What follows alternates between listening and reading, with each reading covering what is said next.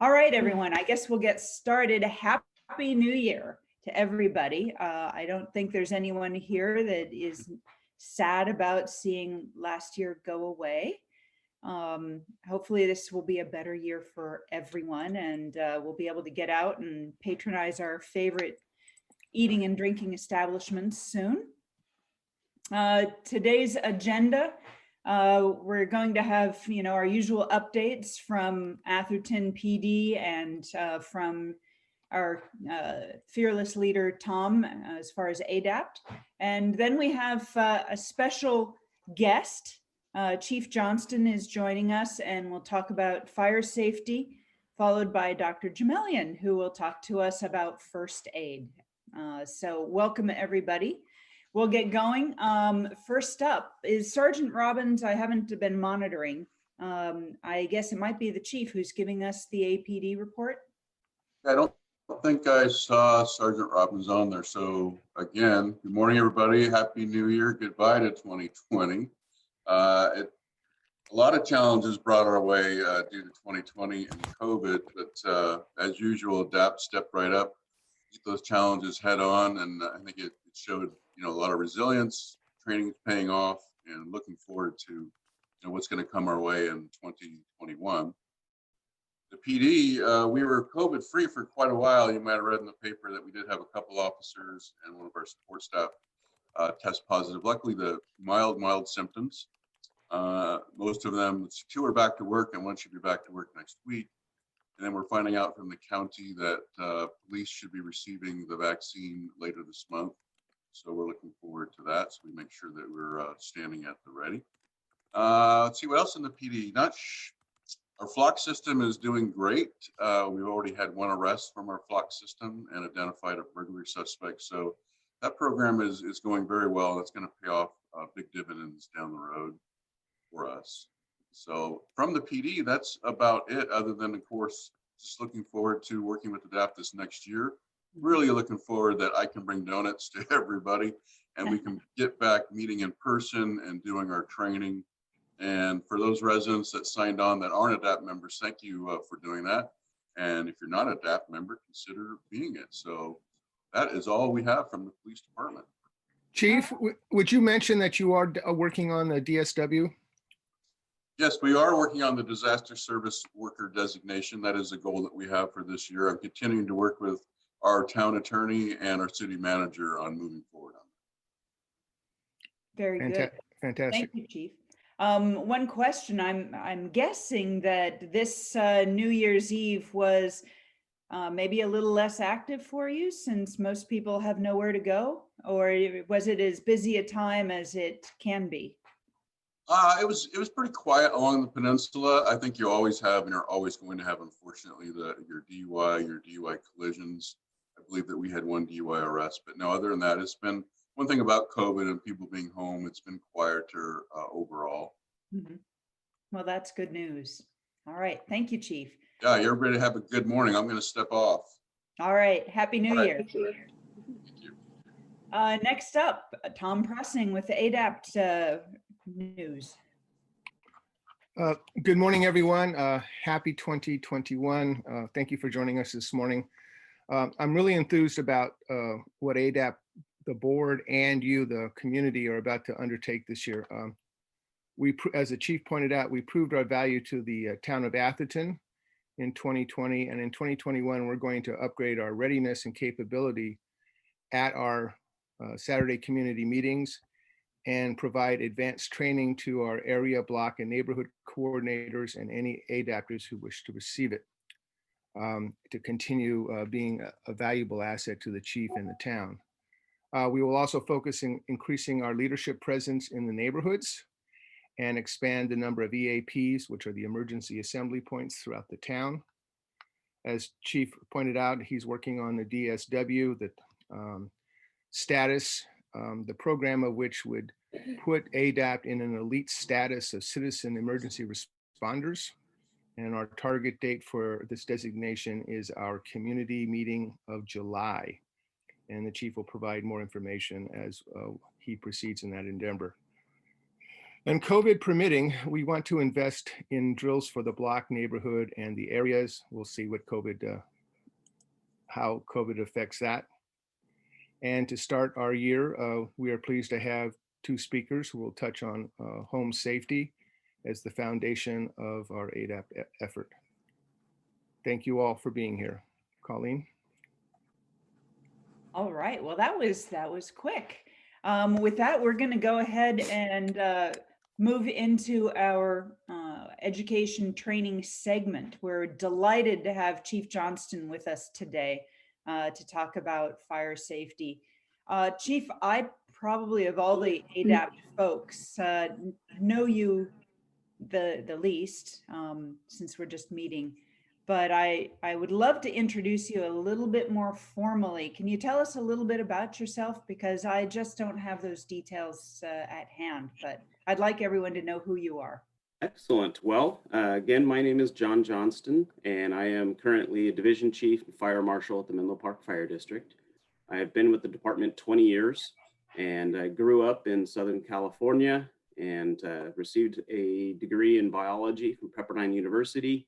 Was able to study under some premier fire ecologists down there, and went through a couple of their wildfires down in Malibu at that time and did some of my research stuff following those wildfires, but really enjoyed education and the fire service, pursued that, and I've been with Menlo Park Fire for 20 years, starting out actually with public education and working my way into construction, inspections, fire investigations, and now for the last 5 years have been heading the prevention division. And as Tom Owen has mentioned, also recently in the past year and a half took over our UAV program and working on bringing that into multiple formats use within the department. And so I'm very happy to be able to speak with you guys here this morning, and Happy New Year to everybody. Thank you very much. I appreciate that. So we'll go right into our program then this morning. The chief is going to talk about fire safety, and then we'll have our AC person, Dr. Paul Jemelian, will also talk to us about first aid this morning. So I think he also may have some show and tell for us. So Chief, we'll start off with you. Would you like us to put your presentation up at this point? Yeah, if you want to, otherwise I'm ready to screen share. Why don't you go ahead and screen share? That way you can control.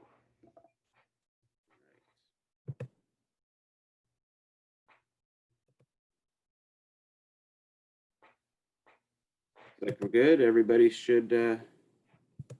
Looks good. There we go. And just Excellent. a reminder for everyone, please put in the chat your email address if you want this presentation and this recording after the call. It'll also be posted on our website. But start your questions and get them ready because we'll do Q&A at the end.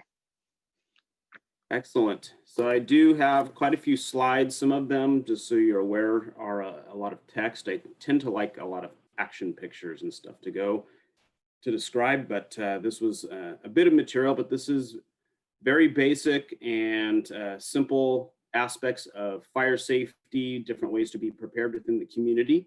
I am making the assumption, though, that most people here have already received a bit of basic training and safety aspects. However, I will be going over a number of these items. And then if anybody has questions, I'm definitely open to have some clarification if I happen to breeze over some items. So we will get starting from there. Of course, as we are very well aware with 2020, that we need to be prepared. And sometimes it's for things that we never thought could have imagined. And so preparedness is a key aspect that can be available for any item. So the first thing that we really look at is good housekeeping. And so just being aware of what are our exits. We always want to make sure that we can get out.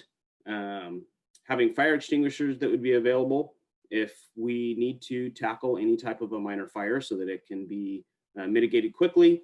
Having an assembly area, I know that was discussed, whether that's for your own home or for your community. And then bathrooms. We always want to make sure those are clean. We need to make sure that we're tidy on those. So that was thrown in as just a little, humor this morning to make sure good housekeeping, because we always want to keep everybody in good health. And then, of course, welcome to California. A lot of people, talk about moving here from other states. And what do you get prepared for? Here, we're always ready for earthquakes, floods, wildfires, landslides, and after 2020, even the possibility of zombies. So just being aware that, you know what, we think that we can be ready for all things, but some things hit us, unexpectedly, but that's okay. Just being prepared mentally is the first thing, and then having the physical aspects ready to back it up is always going to have you ready for any type of an event. So in an earthquake, fire, flood, what do you want to do? Make sure that you have a plan, make a kit, be informed, and then we'll all work together on recovery. And so the reason we want to be prepared is so that we aren't scared. We want to make sure that our community and our families aren't reacting with fear or anxiety. It also helps to reduce the impact on the community and ourselves when we are prepared. The main item that we're really looking at is that the ability to free emergency responders from minor calls. There is an expectation that, through the different community groups, CERT, A.D.A.P.T, et cetera, that a lot of minor aspects, information, and responses can be done and handled, and that way the first responders can go and handle the major items. And as you can imagine, that the more assistance that there is available in that response, it helps with faster recovery. And as mentioned, one plan fits many hazards. So whatever we can think of that could be out there that could get exponentially larger and have an impact, one plan can fit many hazards. So thinking of an earthquake, what do we know to prepare? You want to drop, cover, and hold.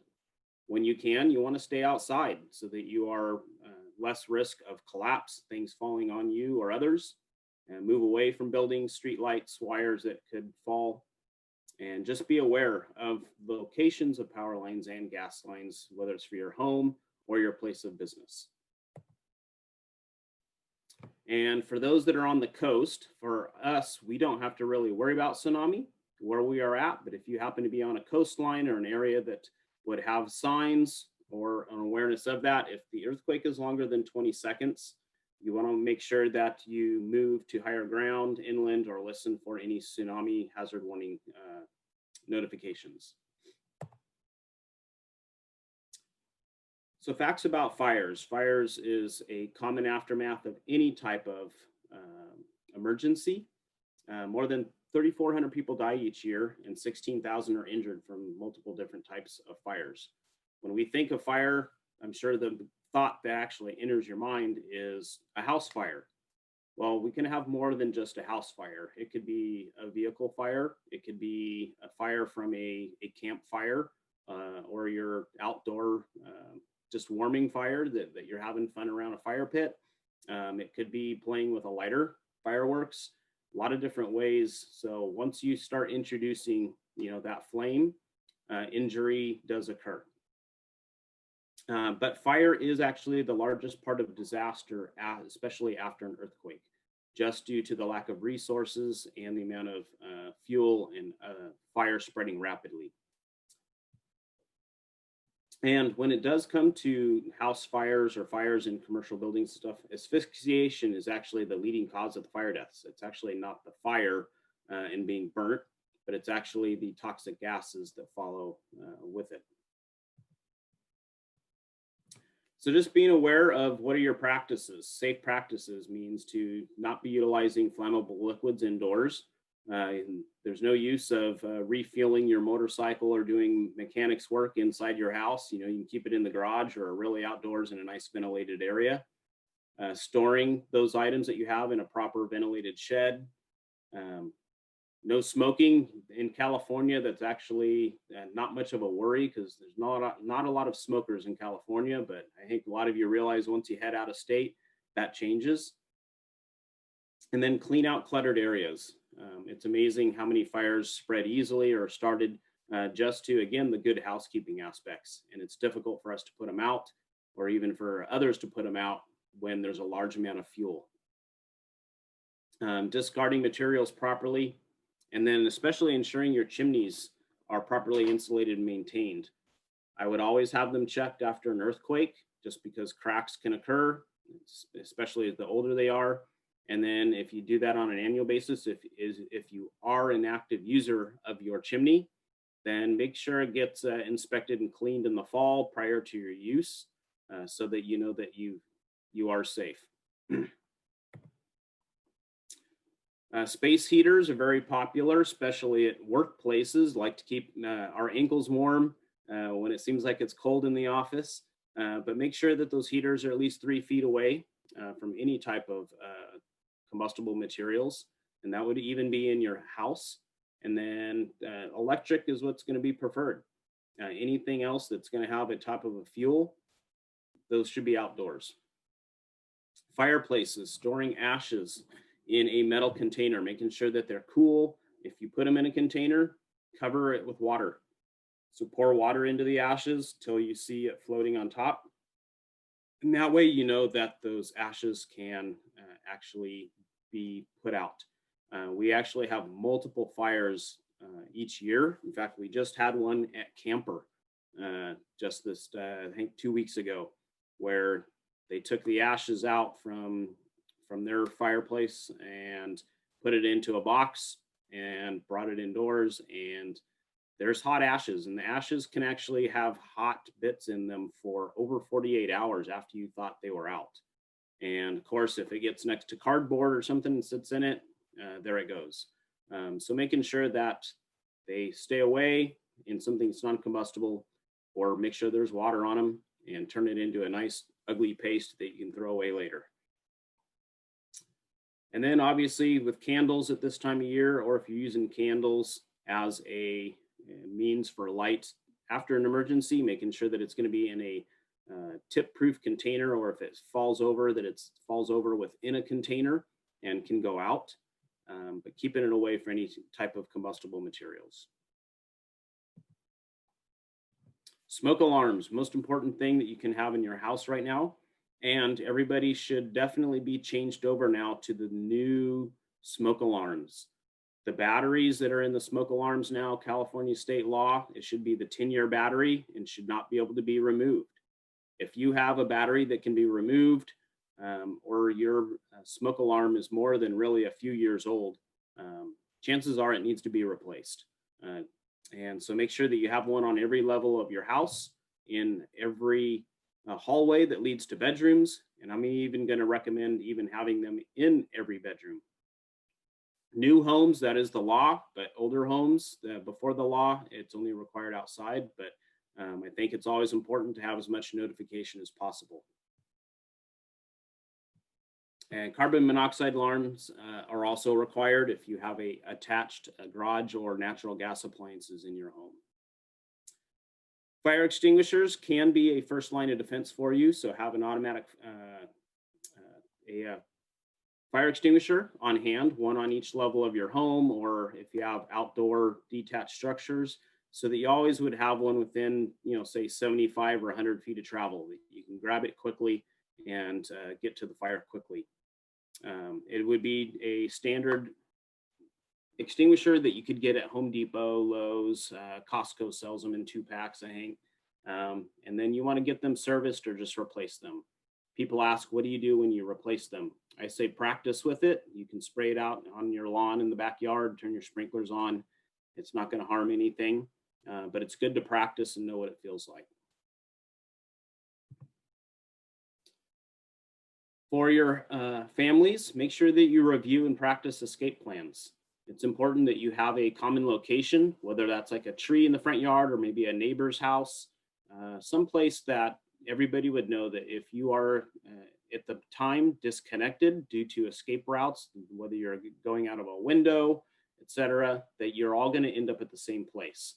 And that way, when police and the fire department arrives, you're able to give accurate information. If somebody did not show up, this is the person that did not show up.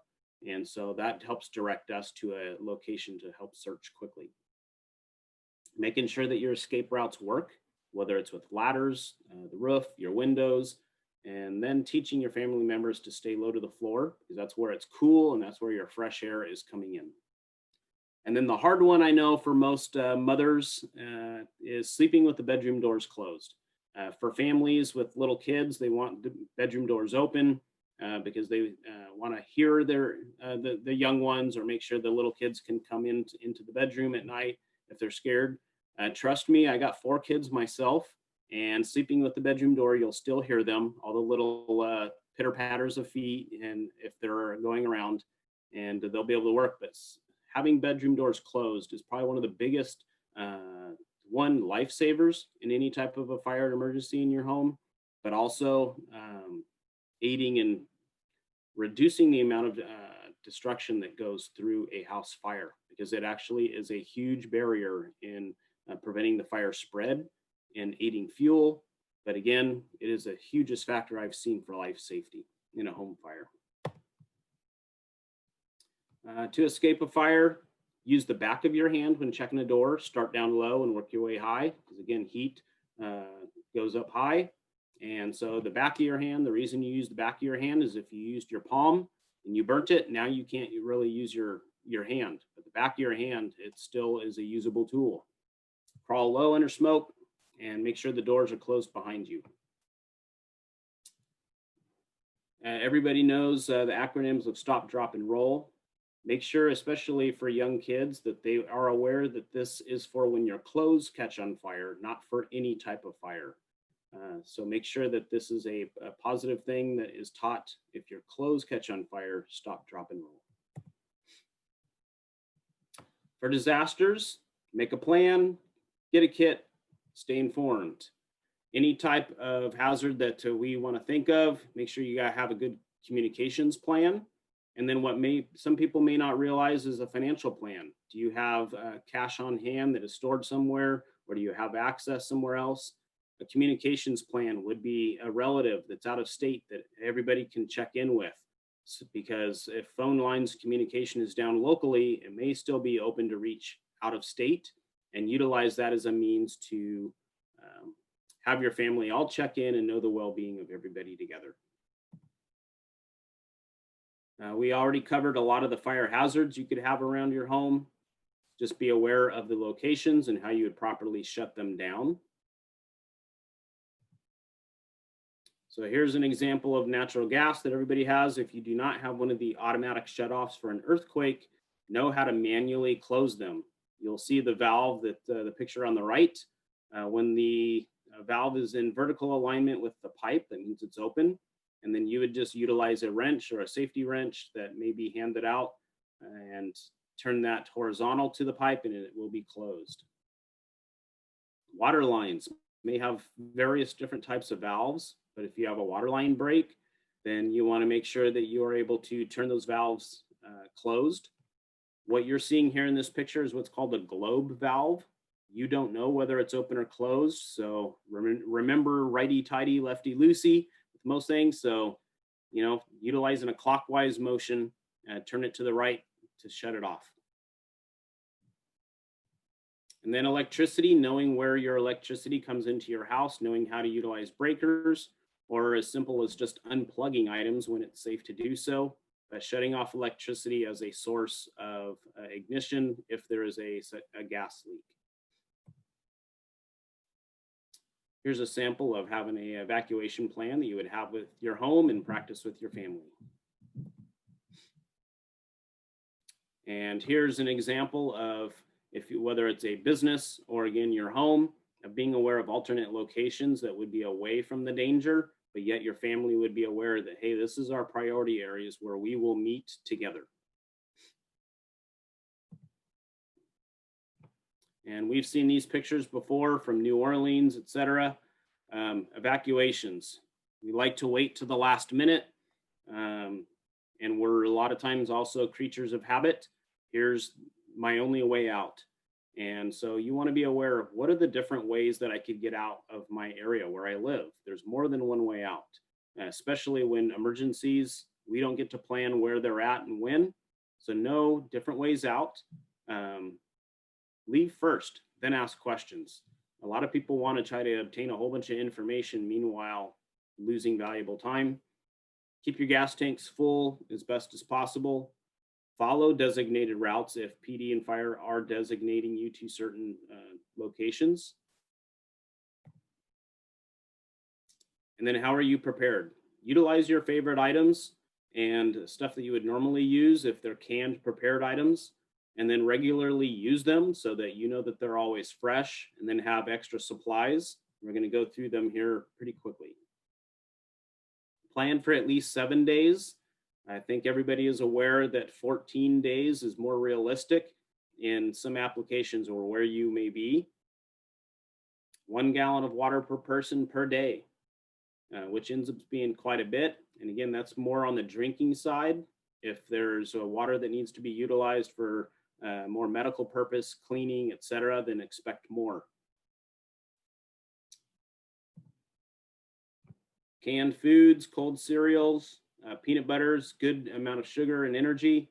Hard candies would work well. And then making sure that you have vitamins if you have something that can be replaced on an annual basis. But that way you can have sustenance on the vitamin side that will keep you going, even if the foods that you're eating aren't going to give all of that to you. Dry goods that work well, wheat, vegetable oils, dried grains, salt, sugars, non-carbonated drinks, and pastas, stuff that you would be able to utilize in various forms. But think of easy, simple meals, hot or cold. Your supply kit. I believe that there's multiple resources out on the internet where you can find various kits. Ready.gov has an excellent supply. This is just a very quick little handful of items, but I'm going to recommend that you figure out what needs to be in your supply and utilize resources that are out there to find what items you want in your kits. Things to consider with your family members, elderly or anybody that has eyeglasses or hearing aids, making sure that you have batteries or extra resources. Critical medications, where can they be found? Can they easily be found and put together, or do you need a list? And then any medical cards. And then when there are those that have special needs, making sure that you're able to accommodate those special needs. So caregiving, there is an order, and it's similar to being on an airplane when they talk about the oxygen mask dropping down. The first thing you want to do is take care of yourself and make sure that you are able to then provide care for your family. And then after that, your neighbors in your community. That actually completes my presentation for you. And I know we covered a lot of material, but I'm hoping that it is one that starts the new year off right and gets us prepared. So thank you. Thank you very much, Chief. We already have a couple questions in the chat, but if it's okay with everyone. Oh, go ahead, Jeannie. We're going to do all of them at the end, I think. Oh, is that what you're going to say? Yep, we're both Okay. on the same page there. So please make a note of your questions. If you have a burning question, we want to make sure that Dr. Jemelian has sufficient time for first aid. So Paul, you are up. Let me unmute here. Good morning. I'm going to talk about first aid. And 2020 is not ending for a lot of us, and I think we'll have some semblance of sanity possibly around fall of 2021. So what are my 2020 highlights? Family and children are all doing well. COVID-19 vaccines, we got 2 under EUA authorization and several in the sidelines coming in, so that's very hopeful. And for the real bad days, Chuck's Donuts in Redwood City. So for the first aid kit, we have some basics before we even build a kit, because having the basics allows you to use your first aid kit. I would say the 4 basics that all A.D.A.P.T members and CERT members should have And I do have a handout PDF. Do you want me to share my screen now? Yes, please. Thank you. Okay. Would be having CERT background, and obviously Menlo Park Fire Department has an excellent CERT program, so getting training for CERT is important. Also, another component of the 4 basics would be a CPR class and stop the bleed class.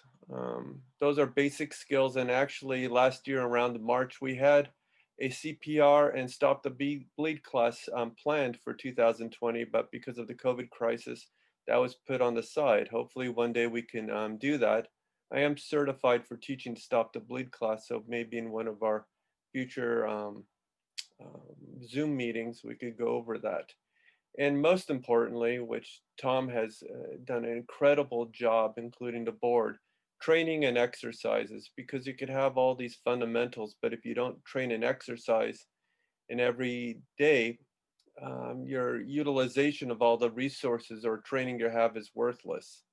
So all our exercise we've done through A.D.A.P.T and Menlo Park in the old days, when we did Silver Dragon, were very important. So when we build an emergency first aid kit, you can buy a lot, and I've looked at a lot of them, and they're basic, basically Band-Aid kits with a little Mercurochrome or something like that. I was thinking if I had a first aid kit that I wanted for myself and my family, but at the same time keeping it very basic, what would be the minimum I would want? Something where I could pack in my car or have available in my house, or if I'm up in the mountains. Obviously, in the kit, you want something that's sturdy. So a Pelican case, the advantage is that it prevents heat and moisture from getting into the kit. And also, if something falls on it, it's still intact, pretty much. And they have Pelican cases that are medium sized, about this size. And they have them in bright colors so you could easily identify them, like in yellow and orange. And in that case, I would have a headlamp, flashlight. A hand flashlight's great, but if you have a headlight, you could use your 2 hands while working on someone or helping out. Batteries, as John mentioned, USB power source for your smart devices, because they'll run out of power pretty quickly. FRS radio, if you want to have one, so that if someone does a runoff, you could at least communicate them in a near area. And then some tools, a knife, a foldable saw. And the saw is not for amputations or anything, obviously. But if you want to make a splint, try carving a broomstick or breaking something with a small knife. It's not going to be that useful. They do sell these small little foldable saws that actually are quite useful for making splints. A mirror is helpful if you have to look at something on yourself or notify someone using sunlight for safety. Duct tape for a splint, magnifying lens for the 50+ crowd here, so you can see what you're actually doing. A lighter, magnifying glasses, a life straw, and a reflective blanket to keep you warm. So when I was thinking of making a kit, what would a doctor want a patient to tell them over the phone if they're not accessible to getting to medical help or a clinic in a disaster? Well, hopefully, obviously, real helpful things for us from our perspective is having a pulse oximeter. They're about $20 on Amazon, a thermometer, a portable blood pressure machine, and get the arm cuff, not the wrist cuff. They're a little more accurate. And a blood pressure machine's like 20 to $30. You can get an Omron on Amazon too. And then obviously to be apropos, in our first aid kit, we have pandemic supplies, hand sanitizer, Clorox, isopropyl alcohol, basically rubbing alcohol, N95 mask. Now having a mask is good. Now realize if you have an N95 mask, it doesn't mean it's going to protect you any better than a cloth mask, because most people who have N95 masks are fit tested, meaning that that mask is actually fitted to their face to show that it produces an appropriate seal to function as an N95 mask. If you buy one over the counter or a KN95 from China, those are not fitted to your face. So they're probably better than just a cloth mask, but they're not to the appropriate spec of being fitted. You can get eye shields, because you can get COVID through aerosolization and sprays. So having an eye protection, and they also have eye protection with built-in magnifiers for the 50+ crowd, and latex-free gloves. Okay, so if we're going to build a kit, what do we want in it? Obviously, it's common sense. We want bandages, gauze, steri strips, and in addition, if you can fix a wound, you could use skin glue. It's basically like crazy glue, where you can glue a small superficial wound closed. Alcohol supplies would be like the pads, tweezers to pull out foreign bodies, scissors to cut things, and saline for eye wash if you get a foreign body in your eye, or wound irrigation. You could buy all those type of things over the counter in a cold pack. And then here, let's look at medications. And obviously, if you're on multiple medications, you have to clear this with your physician to be sure you're not going to have any drug interaction. So basically, this is a suggested list, but obviously it has to be apropos to what your medical conditions and medications that you take. Aspirin, Advil, Tylenol, Pepto-Bismol for stomach aches, Benadryl if you have bee sting allergies. People who have anaphylaxis should maybe have an EpiPen in their kit. That would be a prescribed device. Sugar tablets, even if you're not diabetic, there are individuals who are type 2 or type 1 diabetics that if they drop their sugar, if you have sugar tablets, you could actually save their lives. For people who have diarrheal illnesses, especially if we have a disaster, electrolyte concentrates such as Pedialyte powder or Gatorade powder would be very beneficial, because you could actually rehydrate someone very efficiently with water and electrolyte powder and avoid ending up in the ER if it's available. Baking soda is good for indigestion, and also you can add it and make a paste out of it and use it for bee stings. Other components in your kit should be some DEET for insects or mosquitoes, Technu if you end up in poison oak.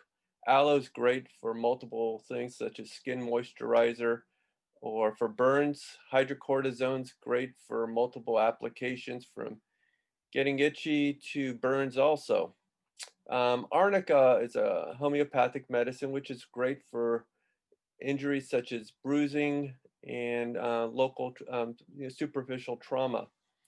Other thing, if you have an infected limb or a cut or wound, Epsom salts are wonderful for hot soaks and have been used. Also, other homeopathic remedies for wounds, we've used honey before, which is a great antiseptic for infected wounds, and we've used that in the past. So if you're going to have a emergency kit, that's what I would recommend. We could talk about more things later in the question and answer session.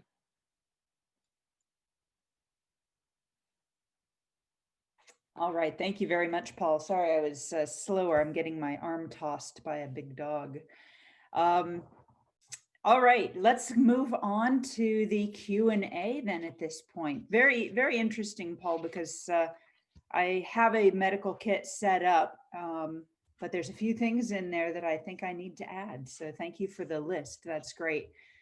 Jeannie, I'm sure, actually, probably Rebecca may already have posted that information on our website for you. We will soon. We're having a fluke, but yes, that'll be posted.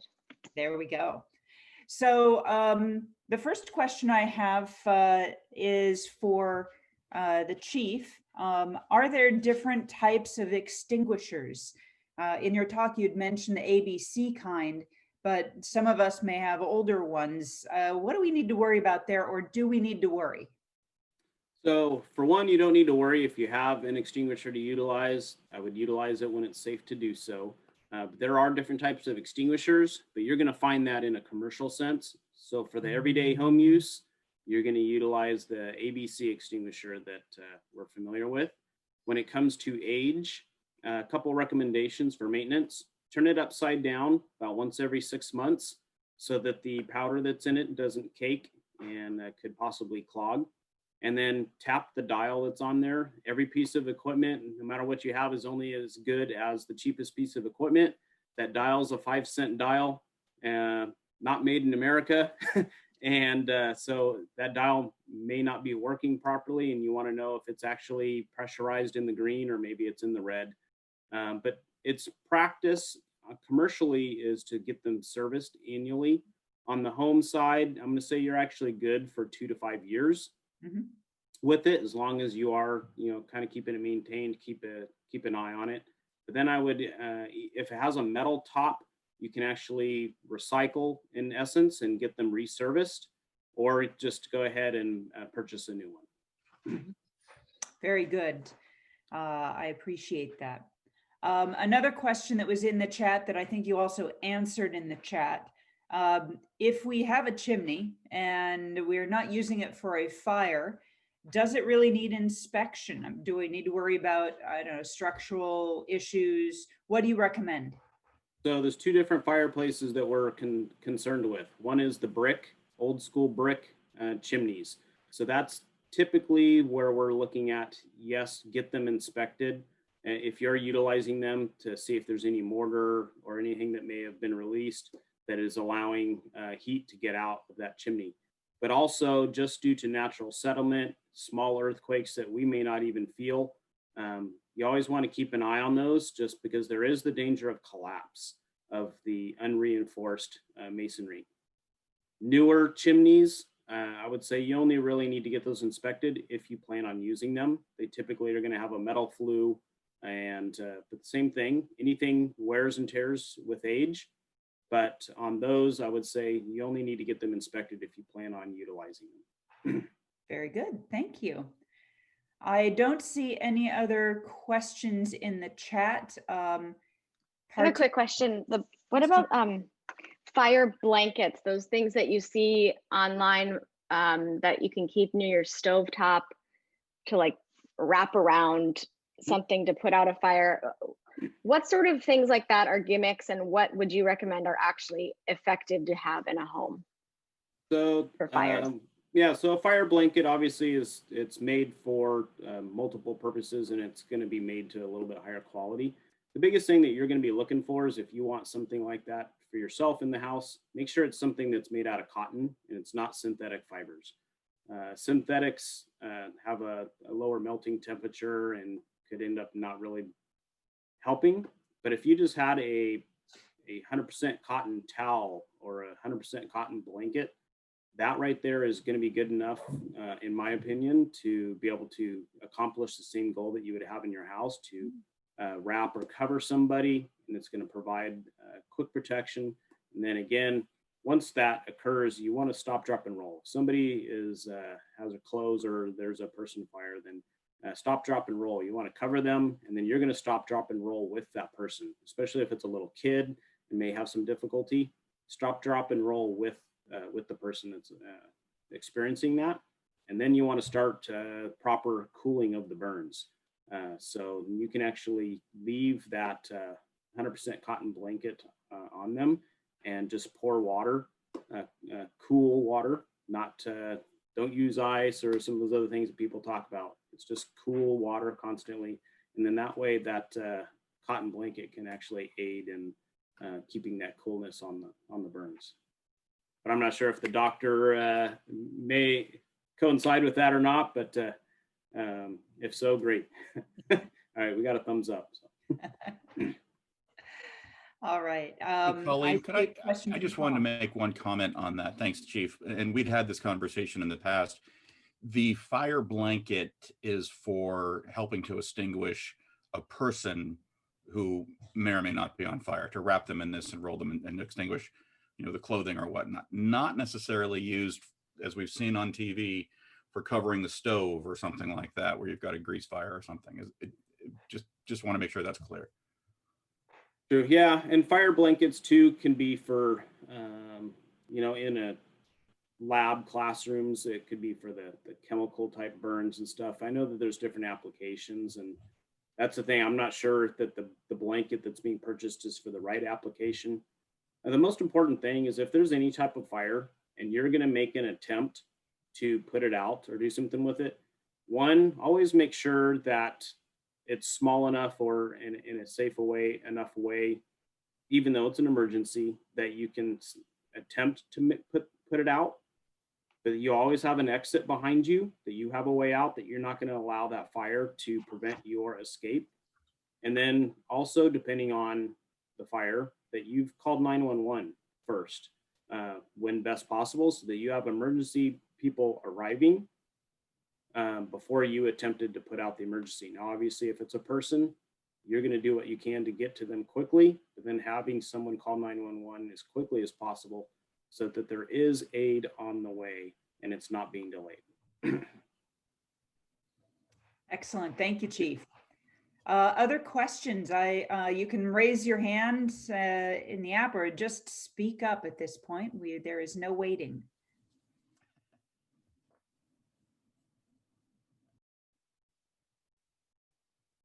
Paul, I have a question for you, if you don't mind. I look at a lot of the stuff in my little medical kit, and it surprised me to find that things like gauze seem to have expiration dates. That seems a little ridiculous to me. I don't know whether that's a marketing ploy or whether that's something I really should be concerned about. What in the medical kit might expire? Obviously drugs, but what else should I be worried about? Well, if there are items that are not sterilized, I don't think there is an expiration date as long as they don't get light or moisture affecting those items. If they're sterilized components, their guaranteed sterilization is usually by an expiration date, like you have expiration date for milk. So possibly those type of items, if they are sterile, should be changed out based on their date. But I'm sure, you know, on the expiration date, they're still viable for a year or two after that. So I would not worry too much about it. Okay, that's good to know. We have another question in this chat. This one looks like it's for the chief. Do you recommend the Easy Fire Spray? I don't know what that is. Tell us about Easy Fire Spray. Yeah, so I just responded with a quick comment. I'm not sure what that is either, so I will have to do some research and see what it is. I know there's a lot of products out there, kind of same thing people say. There's a kitchen fire extinguisher that a lot of them will sell. It's very tiny. My recommendation is it's the 5-pound ABC fire extinguisher. It's the same one that you see hanging in any of your grocery stores or in your office buildings. Get that larger one. That's the minimum size. And the reason being, all the ones that are of a smaller size, they're so limited, and the fire would need to be so small, and you'd have to be so accurate with them to put it out, that I just really recommend having that larger size. So that way you can be anxious, just aiming at it, and you have really good chances of being able to put out your small trash can sized fire, and you're going to be adequate, covered, and good to go. Excellent. Thank you. A question for Paul. Yeah. What are some of the common first aid, quote unquote, emergencies that you know of or have heard about that happen at home, not during a disaster, but just like throughout the year, that people could be better prepared for, whether it's like, I don't know, a big chopping of a finger or anything like that people can be more aware of and try to prevent? Well, those are good questions. A lot of common ones are lacerations, especially when people cut their bagels. They get a little bit of their finger in the bagel. So lacerations are very common. Another big item I hear a lot, especially with male patients, is climbing on ladders or stools and falling and getting a traumatic brain injury. That's a no-no. That's extremely common, and either we see them in a clinic or actually in the ER. Other type of things would be mild trauma, such as getting splinters or cuts. And let's see what other type of things I hear about. Those are pretty much the basic ones. Medications, knowing to be sure that you haven't double taken your medication if you have high blood pressure or cholesterol. So having pill counters or weekly sorters are always important because, you know, you get really busy. Sometimes you might forget you took something. So those are common home injuries, but mostly the ones we hear about are lacerations, falls, and things like that. Excellent. Thank you. Other questions? There's no waiting. We had someone in the chat ask about quick clot. Paul, I'm not sure what the question was around it. Probably is is that effective? I think it's that powder that's in a bag. I think Scott Yeah. Braxton was the one asking about it. Yeah, quick clot is effective. Actually, if we get the stop the bleed class, we'll go over that. But yes, quick clot is very helpful. Also being able to identify where the bleed's coming, if it's external limbs versus axillary, which is like your armpits or groins, versus central bleeding. And the use of pressure, packing are two important ways to control bleeding. Tourniquets shouldn't be used unless you're a physician or EMS, or have taken at least stop the bleed class to understand the ramifications of putting a tourniquet on a limb. Worst case scenario, someone's bleeding out on a limb and there's no way you could stop it and you're anticipating putting on a tourniquet. Just realize if you do that, you obviously have to apply the tourniquet tight enough, which will hurt until the bleeding stops. And obviously, do never put the tourniquet on a joint like a knee or an elbow. Put it about an inch or two above the wound. And put the time and date when you applied the tourniquet. So when they do end up in the ER, they know how long that limb has been ischemic or not receiving blood. That's a scary prospect. Thank you. Colleen, I have a comment. Yes, sir. With regards to falls, you know, from ladders and stools. So we took down Christmas ornaments and lighting. And so making sure that you have a spotter when you are using a ladder, especially if you're taking down Christmas ornaments. The other thing is because I actually fell down the stairs and was not smart in turning the light on before I entered the garage, even though it was late afternoon. And even though I'm very familiar with the garage, is remembering that turn your light on, especially if you're older like me, so that you make sure you hit the step properly. And because I wasn't paying attention, I didn't have the light on, you know, myself and the turkey, when, you know, fortunately the turkey was fine. It went, you know, ass over appetite. So just being extra aware, especially those of us who are over 60, make sure you use lighting, even if it's in daylight, so that you really have sure footing. Great advice. Thank you, Tom. Colleen, this is Robin. May I add something? Please. I put in the chat about that rubber and plastics do expire. And so you want to check ACE bandages and things like that have elastic in them. But I wanted to expound on it because if you keep earplugs in your first aid kit, in the past, I had a pair of earplugs that was molded especially for my ear. And after 4 or 5 years, the plastic actually, even though I couldn't tell by feeling it that it was bad, I actually got nauseous after I'd had it in my ear for a while. And we took it out and played with the plastic, and we realized that the plastic had been starting to decompose.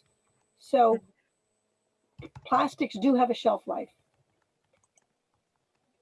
Great. Thank you, Robin. I appreciate that. You're right. I hadn't thought about that. Other questions?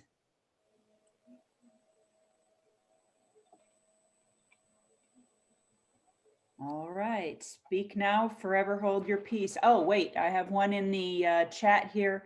Are you aware of Ting? www.tingfire.com for electrical fire safety.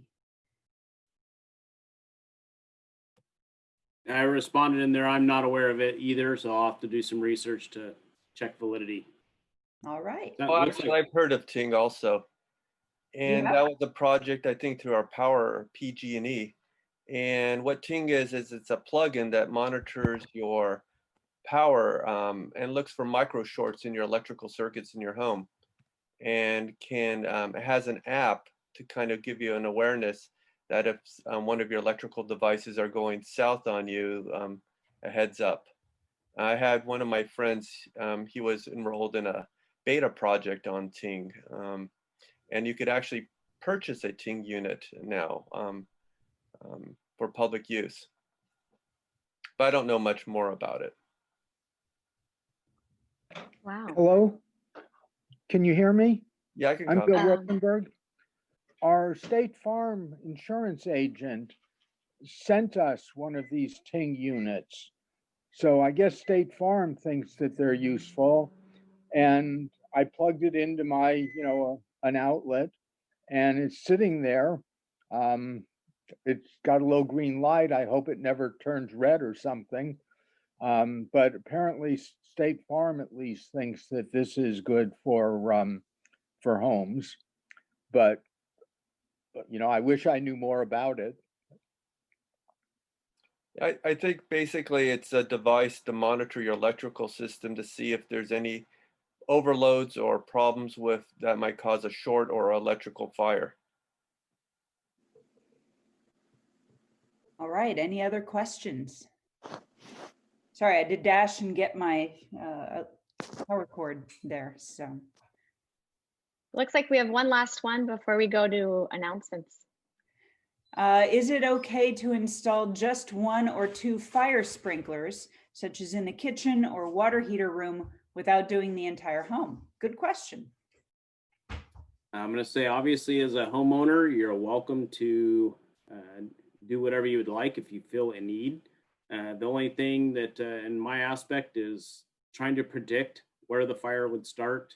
You never know, where that emergency is going to start. And that's why I'm a fan of whole house systems. The kitchen is most common for, a small stovetop fire that typically can be handled by a small extinguisher or something else. Hot water heaters, I typically do not see that as a large enough item for risk anymore these days. It's batteries and all these electrical devices that are in homes now. The failure rates, just due to the sheer numbers, is typically where we're seeing the risks. So yes, I'm never going to say no to any type of a safety device, but making sure that it's one that's going to be installed properly and worth it is going to be the key item. Great, thanks, Chief. Any more questions? Last call. All right, well, with that, please join me in thanking Dr. Jemelian and Chief Johnston for their information today. Good stuff. And thank you all for your good questions as well, following up on those details. At this point, we just have a little bit of a wrap up. I would like to make another appeal to those of you who are regulars that you consider joining the board of directors. This will be my last community meeting. So I am moving to Las Vegas, as some of you know, so I'm out of here.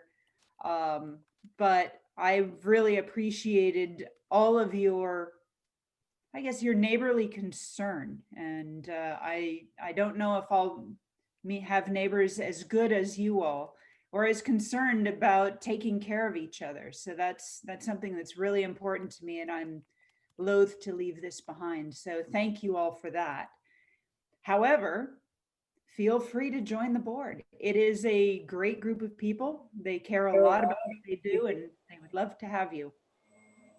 Colleen, will you still join us on the occasional meeting? I don't know at this point. It's we move in 2 weeks, and we haven't closed on the house yet, but basically we just bought it 2 days ago. So it's going to be a pretty darn quick turn for us. And, we got to get out because the house we're in is already owned by someone else now. Oh. So time to go. Congratulations. Thank you very much. So as I mentioned, we're looking for people to join the board, particularly anyone who might be interested in taking over the treasurer role is a big one. And we also could use a secretary. take notes for meetings and make sure that we all remember what was said and what was committed to. So if you'd like to do that, please contact Tom Pressing or actually any member of the board, and we'll give you some information on what type of time commitment is required for these things. We'll miss you. Oh, Thank you, Colleen, for everything you've done. Thank you very much, Judy. I appreciate it. Thank you. And good luck in your new year. Thank you. All right, at this point then, I'll go ahead and turn it over to Tom Pressing for some final words of wisdom. First of all, Jon Johnston, thank you so very much. I've known you for almost 20 years. I remember way back when you were just starting the service. And I've known your commitment to the community since then. So thank you to take time this Saturday morning to communicate to the Atherton community. We really appreciate it. And to Dr. Paul, thank you as part of our A.D.A.P.T medical team. We look forward to having you. I think we should do the Stop the Bleed this year too. So we'll be in communication with you about that. To all of you, the last things I'd like to leave with you is that we are going to be doing advanced training with our ACs, our area coordinators and block coordinators. And it is open to those who want to have advanced training. So we're giving the basic training here in the community meetings, even though we're going to update that and upgrade it throughout this year. And hopefully, COVID permitting, we can even have either a neighborhood or an area drill in September. But in lieu of that, we really want to take that next step up. So as Colleen's pointing out, if you want to become part of the board, please do so. More importantly, I believe, is get involved with your block, get a hold of your area coordinators, and let's expand that cadre of amazing Athertonians taking care of themselves, their family, and the community. And as I said, I look forward with our board to really having an outstanding 2021. Thank you all. All right, thank you, everyone. Have a great new year.